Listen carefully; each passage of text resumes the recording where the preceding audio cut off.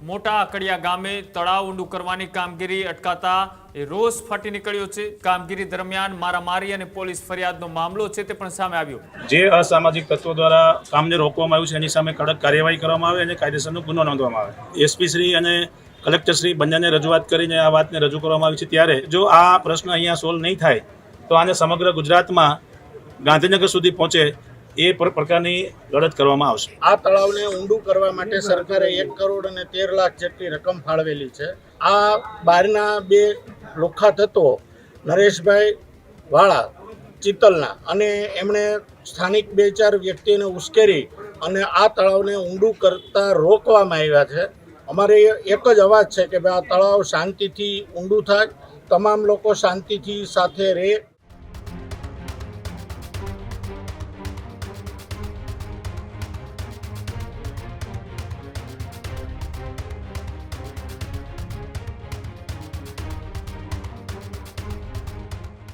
મોટા આકડિયા ગામે તળાવ ઊંડું કરવાની કામગીરી અટકાતા રોષ ફાટી નીકળ્યો છે। સ્થાનિકોએ મૌન રેલી યોજી અને કલેક્ટર અને એસપીને આવેદનપત્ર પાઠવ્યું।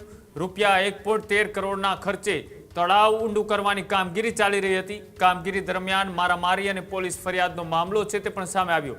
સામસામી ફરિયાદ બાદ કામગીરી હાલ બંધ કરાઈ છે। ખોડલધામના દિનેશ બાંભણિયાની હાજરીમાં રજૂઆત છે તે પણ કરવામાં આવી। પાટીદાર આગેવાન વરુણ પટેલ પણ હાજર રહ્યા। ખોડલધામ, સરદારધામ અને લેવા પટેલ સમાજના આગેવાનો છે તે પણ હાજર રહ્યા। અસામાજિક તત્વોની કનરગત સામે કાર્યવાહી કરવાની માંગ ઉઠી છે। સાથે જ સ્થાનિકોએ ન્યાય અને કામગીરી ફરી એક વખત શરૂ કરવા માટેની એ માંગ સાથે કલેક્ટર અને એસપીને આવેદનપત્ર આપી અને રજૂઆત છે તે કરવામાં આવી છે। જે કામ એ મોટા આકડિયામાં એ તળાવ ઊંડું કરવાની કામગીરી હતી તેને અટકાવતા એ ગામની અંદર વિવાદ સર્જાયો હતો અને આ વિવાદના કારણે 1.13 કરોડના ખર્ચે જે તળાવ ઊંડું કરવાની કામગીરી ચાલી રહી હતી હાલ પૂરતી બંધ કરવામાં આવી છે। સામસામી ફરિયાદો થઈ છે। મારામારી અને પોલીસ ફરિયાદનો મામલો હવે છે કે પોલીસ અધિકારી અને કલેક્ટર સુધી પહોંચ્યો છે અને ત્યારબાદ ફરીથી કામગીરી શરૂ કરવા માટે પાટીદાર આગેવાનોએ રજૂઆત કરવા માટે ગયા હતા। ત્યારબાદ શું માંગ મૂકી આવો જોઈએ। મોટા આકડિયા ગામે જે ખેત તળાવમાંથી માટી ઉપાડવાના લઈને પ્રશ્ન ઊભો થયો હતો તેમાં આજે સમગ્ર આકડિયા અને આસપાસના ગામના તમામ સમાજના લોકોએ અને આગેવાનોએ આજે કલેક્ટરશ્રીને આવેદનપત્ર આપ્યું છે કે ગામમાં તળાવમાંથી ફરીથી મંજૂરી મુજબ માટી ખોદવાનું કામ ચાલુ કરવામાં આવે। જે અસામાજિક તત્વો દ્વારા કામને રોકવામાં આવ્યું છે એની સામે કડક કાર્યવાહી કરવામાં આવે અને કાયદેસરનો ગુનો નોંધવામાં આવે। સાથે સાથે જે 2 આગેવાનો ઉપર ફરિયાદ દાખલ થઈ છે તેને ખોટી રીતે ફરિયાદમાં આરોપી બનાવવામાં આવ્યા છે તે ફરિયાદ તાત્કાલિક રદ કરવામાં આવે। એસપી શ્રી અને કલેક્ટર શ્રી બંનેને રજૂઆત કરીને આ વાતને રજૂ કરવામાં આવી છે। ત્યારે બંને તરફથી યોગ્ય કાર્યવાહી અને ન્યાય તરફી કાર્યવાહી કરવા માટેની ખાતરી આપવામાં આવી છે। સમગ્ર આસપાસના વિસ્તારના ગામના લોકોએ આજે શાંતિપૂર્વક મૌન રેલી કાઢીને પોતાનો અવાજ કલેક્ટર શ્રી અને સરકાર સુધી પહોંચાડવાનો પ્રયત્ન કર્યો છે। ત્યારે અમે ગુજરાતમાં તમામ ખેડૂતો વતી એક આશ્વાસન પણ આપીએ છીએ કે જો આ પ્રશ્ન અહીંયા સોલ્વ નહીં થાય તો આને સમગ્ર ગુજરાતમાં ગાંધીનગર સુધી પહોંચે એ પ્રકારની લડત કરવામાં આવશે। જાજીરાવ સરકાર ગાયકવાડ સરકારે બંધાવેલું 500 વીઘા જમીનમાં આવેલું તળાવ છે।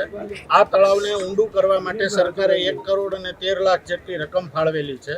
આ સરકારી જમીન છે, એમાં ગામ લોકો 1.5 મહિનાથી તળાવ ઊંડું કરતા હતા।